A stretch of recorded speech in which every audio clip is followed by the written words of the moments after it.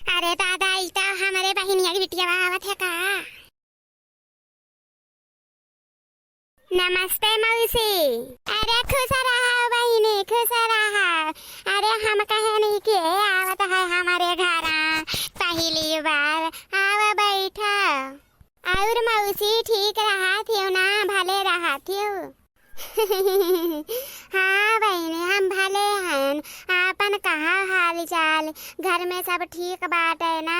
तहार अम्मा अम्मा ढेर दिन हो गया मुलाकात बनाई भे। अरे बड़ा खुशी मिला बहनी। हाँ हाँ हमें बहुत खुशी मिला। और कहा बतोहा तो सब अच्छे हैं। हाँ बहनी सब अच्छे बाटे। ये ललका तनी पानी वानी ले आओ हो।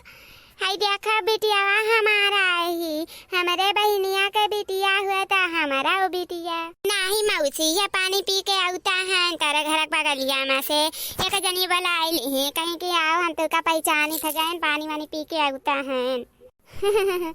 अच्छा ये ललका पानी ना लाए हो चाहवे ले आयो बनाई के हमारे बहनी खातिन। हाँ नमस्ते ललका भौजी। नमस्ते नमस्ते। और कहा हाल चाल ठीक है यू ना। हाँ हाँ ठीक है भौजी अपन कहो।